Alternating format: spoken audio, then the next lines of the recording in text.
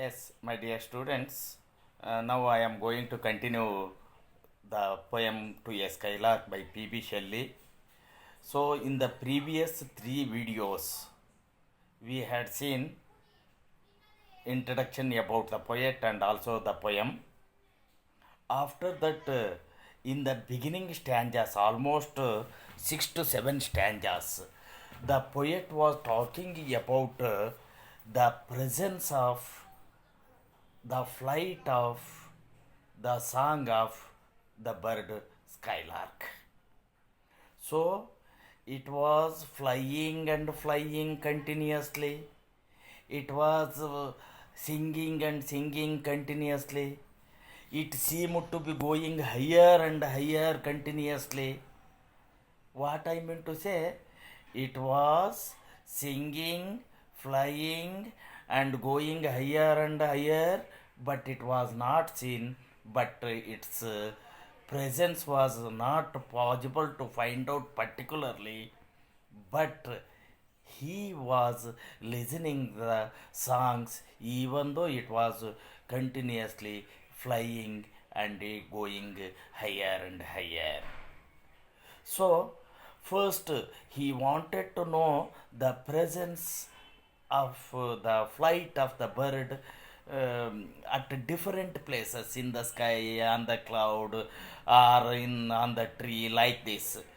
But after that, he wanted to compare that skylark bird to so many things.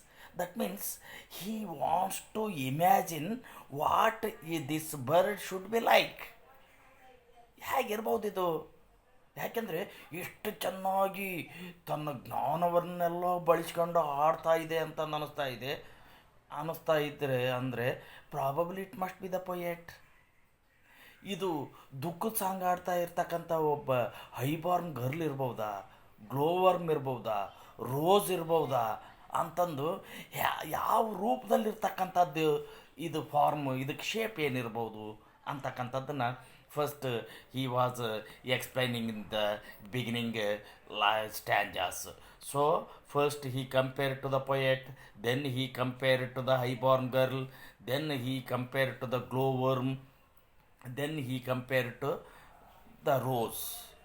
So but it was flying and flying, it was not seen. Though it was unseen, its song was very melodious, it was very clear. So at least he wanted to know the subject matter of the bird. He wants to know the theme of the song. ನೀನಂತ ಕಾಡ್ತಾ ಇಲ್ಲಪ್ಪ, ಹೋಗ್ಲಿ ನೀನು ಆಡ್ತಕ್ಕಂಥದ್ದು ಯಾವುದ್ರ ಬಗ್ಗೆ ಹಾಡ್ತಾ ಇದೀಯ ಅಂತಂದು ಅದನ್ನು ನಾನು ತಿಳ್ಕೊಬೇಕು ಅಂದ್ಕೊಂಡಿದ್ದೀನಿ. So it is not possible to find out the meaning, the subject, the theme of your song. So he assumes himself, he suspects, oh ನಿನ್ನ ಸಾಂಗ್ ಎಷ್ಟು ಚೆನ್ನಾಗಿದೆ ಅಂತ ಅಂದರೆ ಬಹುಶಃ ವೈನ್ ಕುಡ್ದಾಗ್ಲೂ ಅಥವಾ ಈ ಲವ್ ಆವರಿಸಿದಾಗನು, ಅಂದರೆ ಏನಾದರೂ ಕುಡ್ದಾಗ ಮಾತುಗಳು ಭಾರಿ ಬರ್ತವೆ, ಏನಾದರೂ ಲವ್ ಫೇಲ್ಯೂರ್ ಆದಾಗ ಅಥವಾ ಪ್ರೀತಿ ಅಂತಕ್ಕಂಥದ್ದು ಆವರಿಸಿದಾಗೂ ಸಹ ಕಾವ್ಯ ಬರ್ತದೆ ಅಥವಾ ಮಾತುಗಳು ಚೆನ್ನಾಗಿ ಬರ್ತವೆ ಅಂತಂದು ಹೇಳ್ತಾರೆ. ಆದರೆ ಅದಕ್ಕೆಲ್ಲದಕ್ಕಿಂತ ಮೀರಿದ್ದು ನಿನ್ನ ಹಾಡು. ಹಾಗಾಗಿ what about your song is, ಅದಕ್ಕೆ about wedding song, is it a wedding song, it is a war song, triumphal chant, ಅಥವಾ ಯಾವುದ್ರ ಬಗ್ಗೆ? ಇದನ್ನೆಲ್ಲದನ್ನು ನೋಡ್ಕೊಂತ ಹೋದರೆ ನಾವು ಖಂಡಿತವಾಗ್ಲೂ ಯಾವುದ್ರ ಬಗ್ಗೆ ಇದೆ ಅಂತಕ್ಕಂಥದ್ದು ನಮಗೆ ಲೀಸ್ಟ್ ಐಡಿಯಾ ಅಂತಕ್ಕಂಥದ್ದನ್ನು ಇಲ್ಲಿ ಸಮ್ ಹಿಡನ್ ವಾಂಟ್ ಅಂತಂದು ಹೇಳ್ತಾನೆ ಅಲ್ಲಿ. Then he asks, what objects are the fountains of thy happy strain? What fields are waves or mountains? What shapes of sky are plain? What love of thine own kind? What ignorance of pain? See, he asks, what is your song about? ಯಾವ ವಸ್ತು, what objects, what things, ಯಾವುದ್ರ ಬಗ್ಗೆ? About the fountains. ನೀನು ಹಾಡ್ತಾ ಇರೋದು ಫೌಂಟೇನ್ಸ್ ಬಗ್ಗೆನಾ, ಚಿಲುಮೆ ಚಿಲುಮೆ ಬಗ್ಗೆನಾ, ಅಥವಾ ನೋಡಿ ಇಲ್ಲಿ, what objects R fountains of ದೈ ಹ್ಯಾಪಿ ಸ್ಟ್ರೈನ್ ಅಂತಂದು ಹೇಳ್ತಾನೆ. ಇಲ್ಲಿ ಚಿಲುಮೆ ಅಂತಂದರೆ ಚಿಲುಮೆ ರೀತಿಯಲ್ಲಿ ನಿನ್ನ ಹಾಡು ಹೊರಹೊಮ್ತಾ ಇದೆಯಲ್ಲ ಅದು. ಹಾಗಾಗಿ ಅದನ್ನು ಆ ರೀತಿಯೂ ತಗೋಬೋದು ನೀವು. ಅಂದ್ರೇನು, your song is coming out like A fountain ರೀತಿಯಲ್ಲಿ ಹೊರಹೊಮ್ತಾ ಇದೆ. ಯಾವ? Your song, your happy strain ಅಂತಂದ್ರೆ ನಿರರ್ಗಳವಾಗಿ ಬರ್ತಕ್ಕಂಥದ್ದು. ಅದು ಎಷ್ಟು, ಯಾವ ರೀತಿ ಸಂತೋಷಮಯವಾಗಿರ್ತಕ್ಕಂಥ ಹಾಡು. So your song about fields, about waves, about mountains, or about the shapes of sky or plain lands. ಯಾವುದ್ರ ಬಗ್ಗೆ ನೀನು ಹಾಡೋದು ಇಷ್ಟು ನಿರರ್ಗಳವಾಗಿ ಚಿಲುಮೆ ರೀತಿಯಲ್ಲಿ ಹೊರಹೊಮ್ತಾ ಇದೆಯಲ್ಲ ನಿನ್ನ ಹಾಡು ಸಂತೋಷದಿಂದ? ಇದು ಫೀಲ್ಡ್ಗಳ ಬಗ್ಗೆನೋ, ವೇವ್ಸ್ ಬಗ್ಗೆನೋ, ಮೌಂಟೇನ್ಸ್ ಬಗ್ಗೆನೋ, ಅಥವಾ shapes of sky and plain lands ಬಗ್ಗೆನೋ? Or is it your own love song, what love of thine own kind, your love song? Or what ignorance of pain to hide your pain are you singing? ಅಂದರೆ ಈ ಸ್ಟ್ಯಾಂಜದಲ್ಲಿ ಏನು ಹೇಳ್ತಾನೆ, I don't know, please let me know the song of the meaning of your song, or your song refer to what? Either to the fields, waves, mountains, sky, plain, or about your own love, or about your own pain. So he is asking it because he can't understand the meaning of the bird, but bird's song. Its song is of course happy, it is continuous, it is like fountain, continuous, but it is not known, he can't understand. So he asks the theme or the subject or thing of its song. Yes, with thy clear keen joyance languor cannot be, shadow of annoyance never came near thee, thou lovest and what but never knew love's sad sanctity. See, ಇವನು ಹೇಳ್ತಕ್ಕಂಥದ್ದು ಏನಪ್ಪ ಅಂತ ಅಂದರೆ, your song is continuous like fountains ಅಂತಂದು ಮೇಲೆ ನೋಡಿದ್ವಿ ನಾವು. With your clear keen joyance. So ನನಗನ್ಸುತ್ತೆ you are singing very clearly, very joyfully, very happily. Sorry, ಮತ್ತೆ ಕೋವಿಡ್ ಇಲ್ಲ. Yes, see, with your clear, joyful voice or song, actually you won't get any kind of languor, weariness, tiredness. ನಿನ್ನ ಇಷ್ಟು ಸಂತೋಷವಾಗಿ ಸ್ಪಷ್ಟವಾಗಿ ಹಾಡ್ತಕ್ಕಂಥ ಹಾಡಿನಲ್ಲಿ ಯಾವುದೇ ರೀತಿಯಾಗಿರ್ತಕ್ಕಂಥ ಸುಸ್ತು ಅಂತಕ್ಕಂಥದ್ದು, ಬೇಸರ ಅಂತಕ್ಕಂಥ ನಿನಗೆ ಕಾಣಿಸೋದೇ ಇಲ್ಲ. ನೋಡಿ, ಲ್ಯಾಂಗರ್ ಮೀನ್ಸ್ ಬೇಸರ, ಸುಸ್ತು ಅಂತಕ್ಕಂಥದ್ದು. Then there is no shadow of annoyance, irritation. ಯಾವುದೇ ರೀತಿಯಾಗಿರ್ತಕ್ಕಂಥ ಈ ಇರಿಟೇಷನ್ ಛಾಯೆನೂ ಇಲ್ಲ. ನೆವರ್ ಕೇಮ್ ನಿಯರ್ ದಿ, ನಿನ್ನ ಹತ್ರ ಇವ್ಯಾವು. That means with from your song I definitely think that you are not having any kind of weariness or annoyance. They won't come near you. ಅವು ನಿನ್ನ ಹತ್ರನೂ ಸುಳಿದಿರೋಕ್ಕೆ ಸಾಧ್ಯನೇ ಇಲ್ಲ. Thou lovest but never knew love sad satiety. ಖಂಡಿತವಾಗ್ಲೂ ನೀನು ಅಷ್ಟು ಚೆನ್ನಾಗಿ you love a lot but never knew, ಬಹುಶಃ ನಿನಗೆ ಗೊತ್ತಿಲ್ವಾ, love is always having sad irritation or sad tiresome. ಪ್ರೀತಿಯ ಯಾವುದೇ ಪ್ರೀತಿ ಕೊನೆ ಆಗ್ತಕ್ಕಂಥದ್ದು ಅದು ನೋವಿನಿಂದನೇ. ಅದು so the ultimate end of any love is pain. So ನಿನಗೆ ಗೊತ್ತಿಲ್ವಾ ಅದು ಅಂತಕ್ಕಂಥದ್ದನ್ನು ಹೇಳ್ತಾನೆ. Satiety, tiredness or what you can say pain. Sad pain ಅಂತಕ್ಕಂಥದ್ದು ನಿನಗೆ ಗೊತ್ತಿಲ್ವಾ? ಖಂಡಿತವಾಗ್ಲೂ. ಸೊ ಇಲ್ಲಿ ಹೇಳ್ತಕ್ಕಂಥದ್ದು ಮೇಲೆ ಯಾವ್ಯಾವ್ದ್ರ ಬಗ್ಗೆ ಅಂತಂದು ಹೇಳಿನಲ್ಲ, ಈ ಸ್ಟ್ಯಾಂಜದಲ್ಲಿ ಹೇಳ್ತಾ ಇದ್ದಾನೆ your song is very joyful. It is there is no possibility of coming any tiredness, weariness or depression or annoyance near to you. I hope you have the love song, but you don't know, ನಿನಗೆ ಗೊತ್ತಿಲ್ವಾ ಏನು love's sad satiety ಅಂತಕ್ಕಂಥದ್ದು ಹೇಳ್ತಾ ಇದ್ದಾನಲ್ಲಿ. Yes, then waking or asleep thou of death must deem things more true and deep than we mortals dream.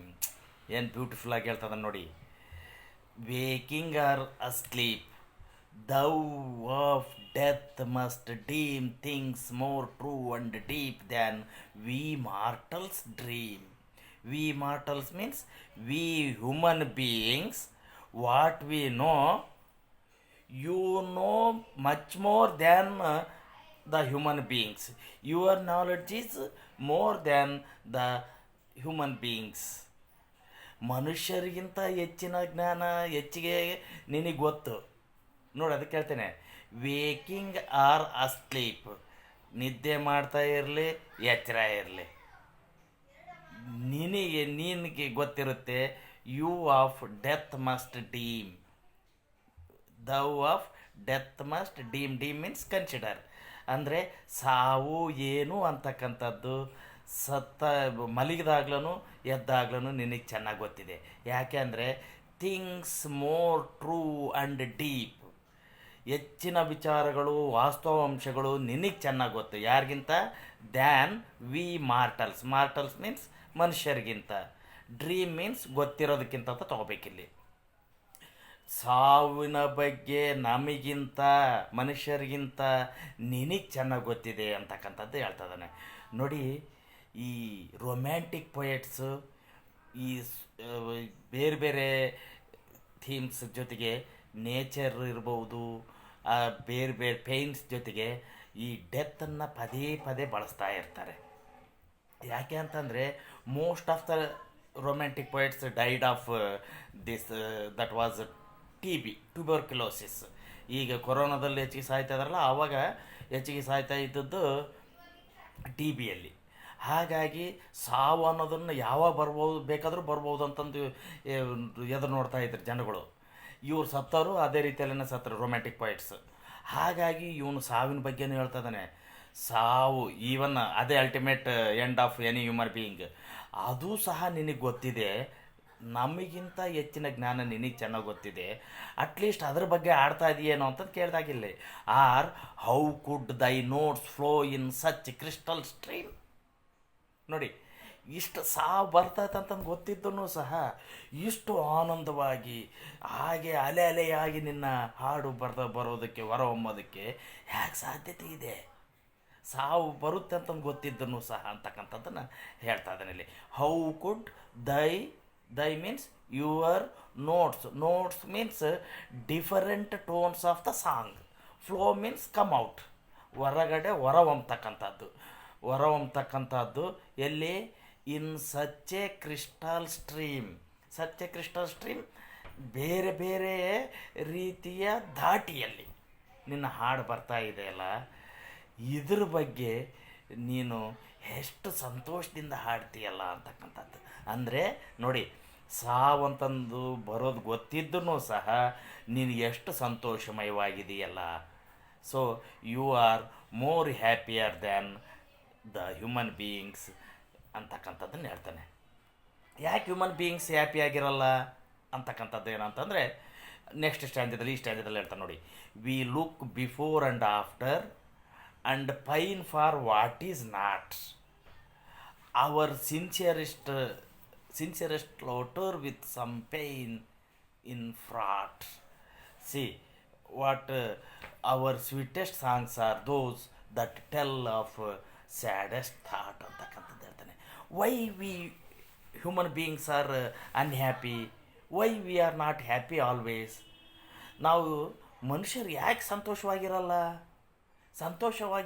ಇರದೇ ಇರೋಕ್ಕೆ ಕಾರಣ ಏನು ಅಂತಕ್ಕಂಥದ್ದು ಭಾಳ ಬ್ಯೂಟಿಫುಲ್ಲಾಗಿ ಹೇಳ್ತಾನೆ ನೋಡಿ. ಈ ಪೊಯಮನ್ನು ಬರೀ ನೀವು ಎಕ್ಸಾಮ್ ಬರೆಯೋದಕ್ಕೆ ಅಷ್ಟೇ ಅಲ್ಲ, ಯಾವುದೇ ಆಗಲಿ ಅಷ್ಟೇ ಲಿಟ್ರೇಚರ್, ಇದು ನಿಮ್ಮ ಜೀವನದಲ್ಲೇ ಅಳವಡಿಸ್ಕೋಬೇಕಾಗಿರ್ತಕ್ಕಂಥ ಅನೇಕ ಅಂಶಗಳಿರುತ್ತೆ ನೋಡಿ. ಯಾಕೆ ನಾವು ಸಂತೋಷವಾಗಿರಲ್ಲ, ಯಾಕೆ ನಾವು ದುಃಖವಾಗಿರ್ತೀವಿ, ಯಾಕೆ ನಾವು ಅಂತ ಅಂದರೆ ಇವನು ಹೇಳ್ತಾನೆ, most we means we human beings always think of the future. Before means future, sorry past, and after means future.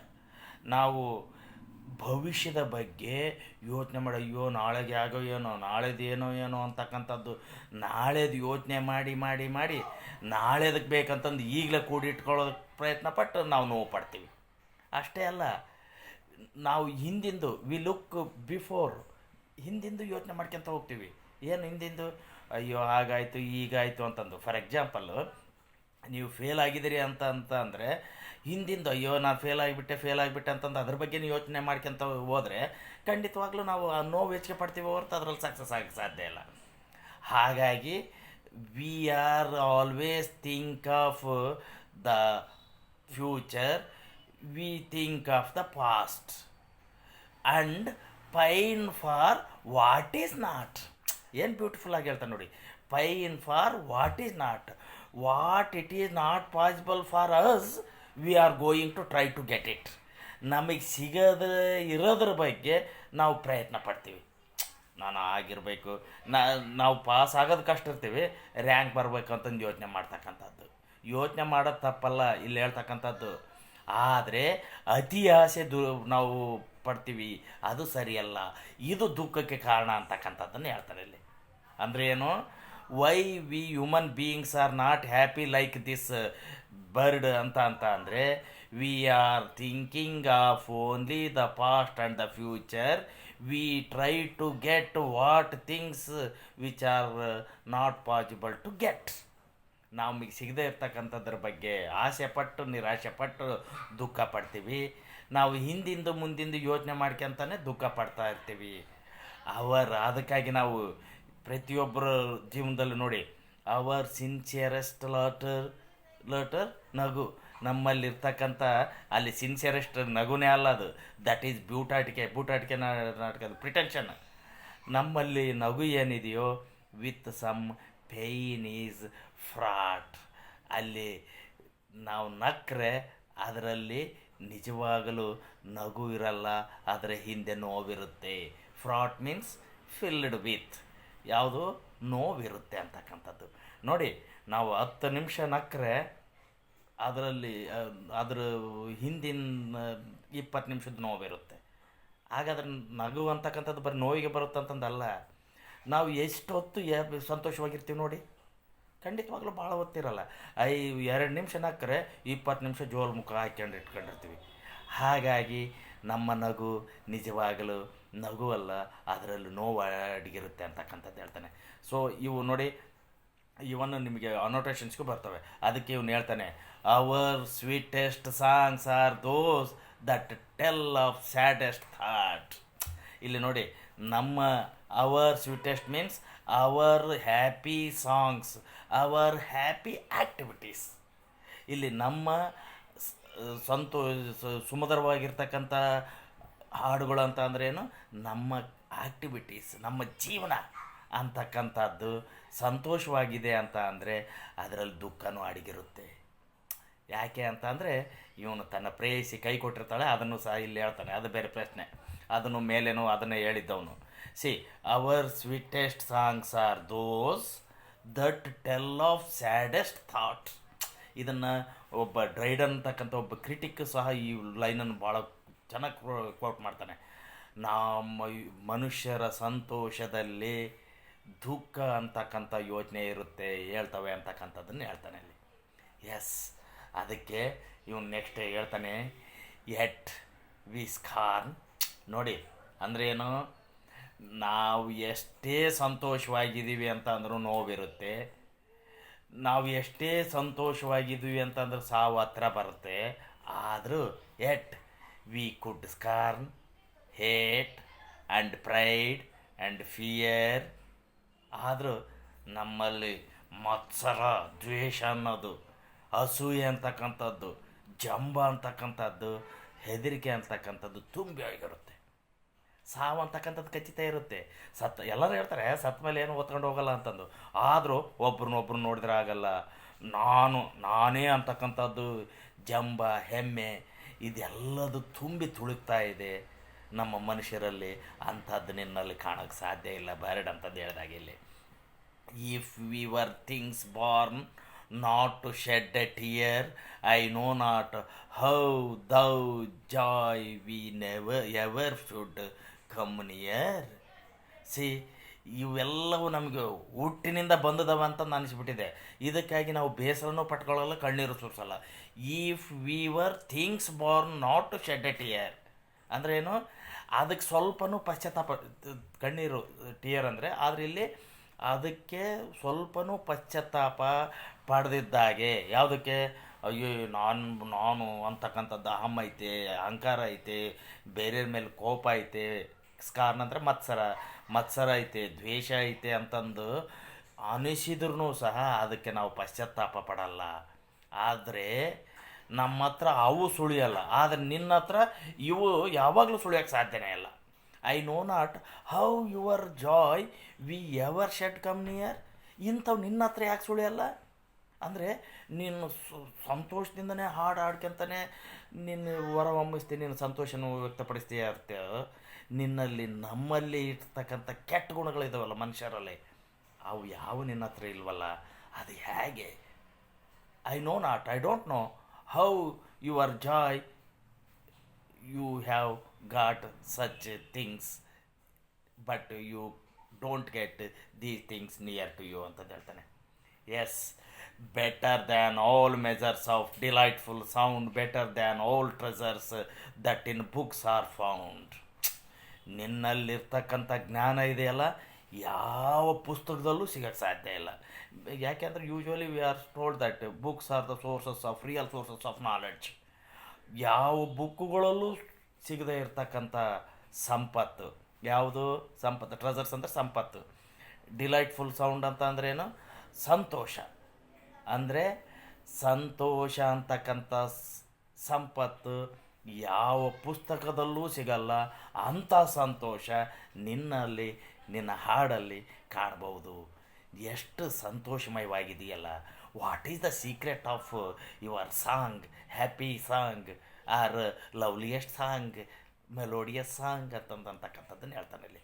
ಅದಕ್ಕೆ ಹೇಳ್ತಾನೆ, thy skill to poet were thou scorner of the ground. ಇವನು ಎಷ್ಟು ಹೇಳ್ತಾನೆ ನೋಡಿ, ನಿನ್ನಲ್ಲಿದ್ದಂಥ ಜ್ಞಾನ ಏನಾದರೂ ಕವಿಗೆ, ನನ್ನಂಥ ಕವಿಗೆ, ಒಬ್ಬ ಮನುಷ್ಯರಿಗಿದ್ದಿದ್ರೆ ಅಂತಂದು ಇನ್ನು ಎಷ್ಟು ಹೊಟ್ಟೆ ಕಿಚ್ಚು ಪಡ್ತದ್ನೋ ಏನೋ. ಸ್ಕಾರ್ನರ್ ಆಫ್ ದ ಗ್ರೌಂಡ್ ಮೀನ್ಸ್ ಇಡೀ ಭೂಮಿ ಮೇಲೆ ನನ್ನಂಥ ದೊಡ್ಡ ವ್ಯಕ್ತಿ ಯಾರೂ ಇಲ್ಲ ಅಂತಂದು ಅವನು ಹೊಟ್ಟೆ ಕಿಚ್ಚು ಪಟ್ಕೊಂತ ಇರ್ತಾ ಇದ್ದ ಅಂತಂದು ಹೇಳ್ತಾನಲ್ಲಿ. ದೈ skill means bird skill. What is the bird skill? The happiness, finding happiness in the song. That skill if the poet had, ಯಾವುದಾದ್ರೂ ಪೊಯೆಟ್ಗಿದ್ದಿದ್ರೆ ಬಹುಶಃ ನೀನು ಹೊಟ್ಟೆ ಕಿಚ್ಚು ಪಡೋ ರೀತಿಯಲ್ಲಿ ನಾವು ಸಹ ಅಂಥ ಹಾಡನ್ನು ಆಡ್ತಿದ್ವಿ ಏನೋ ಅಂತಕ್ಕಂಥದ್ದನ್ನು ಹೇಳ್ತಾ ಇದ್ದಾನೆ. ಸೊ ಈ ಸ್ಟ್ಯಾಂಜದಲ್ಲಿ ನಾವು ಏನು ತೊಗೋಬೇಕು ಅಂತ ಅಂದರೆ, bird or skylark has more knowledge than the poets, more knowledge than the books. Next, at last he requests, he entreats the bird, skylark, please teach me of the gladness that thy brain must know. Such harmonious madness from my lips would flow, the world should listen then as I am listening now. ಏನು beautiful ಆಗಿ ಹೇಳ್ತಾನೆ ರೀ. At least he is going to request the bird. ಅದನ್ನು ಕೇಳ್ತಾನೆ, ನಿನ್ನಲ್ಲಿ ಅಗಾಧವಾಗಿರ್ತಕ್ಕಂಥ ಜ್ಞಾನ ಇದೆ, ಅಗಾಧವಾಗಿರ್ತಕ್ಕಂಥ ಸಂತೋಷ ಇದೆ. ಅಟ್ಲೀಸ್ಟ್ ಅದರಲ್ಲಿ ಅರ್ಧ ನನಗೆ ಕೊಡು. At least half of your knowledge, half of your gladness, half of your happiness. Teach me means ಕಲಿಸು, ತಿಳಿಸು, ಕೊಡು. ಯಾವುದು? Half of the gladness, at least half of happiness of the bird. That your brain must know. ನಿನ್ನಲ್ಲಿರ್ತಕ್ಕಂಥ ಜ್ಞಾನ, ಸಂತೋಷದ ಅರ್ಧ ಭಾಗ ಕೊಡು.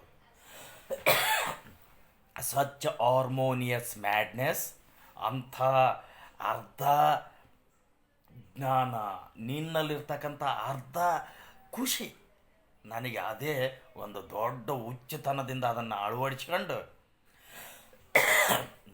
From my lips would flow, ಅದನ್ನು ನನ್ನ ಬಾಯಿಂದ ಅವನ್ನು ನಾನು ಹೊರಹೊಮ್ಮಿಸ್ತೀನಿ. ಅಂದರೆ ಗೊತ್ತಾಗ್ತದೆ ಇಲ್ಲಿ ಬರ್ಡಿಗೆ ಅವ್ನು ರಿಕ್ವೆಸ್ಟ್ ಮಾಡ್ಕೊಳ್ತಿದ್ದಾನೆ ಸ್ಕೈಲಾರ್ಕಿಗೆ, ನೀನು ಅಟ್ಲೀಸ್ಟ್ ನಿನ್ನಲ್ಲಿರ್ತಕ್ಕಂಥ ಅರ್ಧ ಸಂತೋಷದ ಗುಟ್ಟು, ನಿನ್ನ ಜ್ಞಾನದ ಅರ್ಧ ಗುಟ್ಟನ್ನು ನನಗೆ ತಿಳಿಸಿದ್ದೆ ಆದರೆ ನಾನು ಅದನ್ನು ಹೊರಹೊಮ್ಮಿಸ್ತೀನಿ. ಫ್ಲೋ ಮೀನ್ಸ್ ರೈಟ್ ಅಂತ ತಗೊಳ್ಳಿ. ಇಲ್ಲಿ ನಾನು ಪೊಯಮ್ ರೂಪದಲ್ಲಿ ಬರಿತೀನಿ. From my lips means I would sing your of knowledge in my through my pen. The world would listen then. ಆವಾಗ ನಾನು ಬರೆದಿರ್ತೀನಲ್ಲ, ಏನು ಬರೆದಿರ್ತೀನಿ, ನೀನು ಕೊಟ್ಟಂಥ ಅರ್ಧ ಸಂತೋಷ ಇರ್ಬೋದು, ಅರ್ಧ ಜ್ಞಾನ ಇರ್ಬೋದು, ಅದನ್ನು ನಾನು ಬರಿತೀನಲ್ಲ, ಅದನ್ನು ಇಡೀ ಪ್ರಪಂಚ ಕೇಳುತ್ತೆ. The world would listen. ಹೇಗೆ? ನಾನು ಹೀಗೆ ನಿನ್ನ ಹಾಡನ್ನು ಯಾಕೆ ಕೇಳ್ತೀನಿ ಹಾಗೆ, ಆ್ಯಸ್ ಐ ಆಮ್ ಲಿಸ್ನಿಂಗ್ ನಾವು. So at the end probably the poet speaker is failed to see it. He is failed to understand the meaning, the theme, the subject of the bird. So he requests at least to teach half of its knowledge, half of its happiness. If it so, he wants to express in the form of poetry to the world. At least ಇಡೀ ಪ್ರಪಂಚಕ್ಕೆ ಅರ್ಧ ಆದರೂ ನಾನು ತಿಳಿಸಿದರೆ ಅದನ್ನು ಅರ್ಧ ಜ್ಞಾನ, ಅರ್ಧ ಸಂತೋಷದ ಗುಟ್ಟನ್ನು ಇಡೀ ಪ್ರಪಂಚ ಕೇಳುತ್ತೆ ಅಂತಕ್ಕಂಥದ್ದನ್ನು ಇವನು ಎಕ್ಸ್ಪ್ಲೈನ್ ಮಾಡಿ ಹೇಳ್ತಾ ಇದ್ದಾನೆ. ಈ ರೀತಿ ಈ ಪೊಯಮನ್ನು ಇವನು ಇನ್ನು ಡೀಟೈಲಾಗಿ ಹೇಳ್ತಾನೆ. ಫಸ್ಟ್ ಇದನ್ನು ನೆನ್ಪಿಟ್ಕೊಳ್ಳೋದಕ್ಕೆ first he talks about the flight and the presence of the bird and it's how song is melodious and it is attractive and happy ಅಂತಕ್ಕಂಥದ್ದು. Next he wants to give the comparisons. That means he wants to know how it may be compared to the poet Glowworm, Rose and Highborn Girl. Then he wants to know the subject matter or theme of or the meaning of the song of the bird.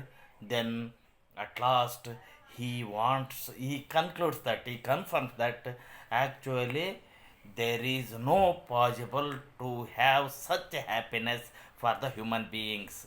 ಅಂತ ಸಂತೋಷ ಪಡೆಯೋಕ್ಕೆ ಸಾಧ್ಯ ಇಲ್ಲ, ಅಂತ ಜ್ಞಾನ ಪಡೆಯೋದಕ್ಕೆ ಸಾಧ್ಯ ಇಲ್ಲ ಅಂತಂದು ಇವನಿಗೆ ಕನ್ಫರ್ಮ್ ಮಾಡಿಕೊಡ್ತಾನೆ. ಅದಕ್ಕಾಗಿ ಇವನು ಕೊನೆಗೆ ಹೇಳೋದೇನಂತಂದರೆ, he requests the skylark to teach half of its happiness, half of its knowledge. Then he would write and he would teach that knowledge, that happiness to the world or to the people of the world. So in this way this poem is going to be ended. ಇದನ್ನು ಇಲ್ಲಿಗೆ ನಿಲ್ಲಿಸ್ತಾ ಇದ್ದೀನಿ, ಇದು end ಆಗ್ತಾ ಇದೆ. Next ಕ್ಲಾಸಲ್ಲಿ ನಿಮಗೆ ಒಂದು notes ಹಾಕ್ತೀನಿ ಇದ್ರ ಬಗ್ಗೆ. ಆ ನೋಟ್ಸನ್ನು ಎಕ್ಸ್ಪ್ಲೈನ್ ಮಾಡ್ತೀನಿ.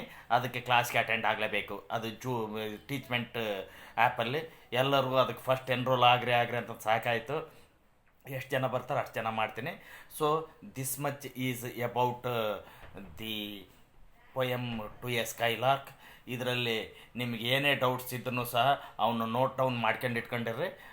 I will explain those things in the next video or next online class. Okay, so thank you very much. Have a nice day.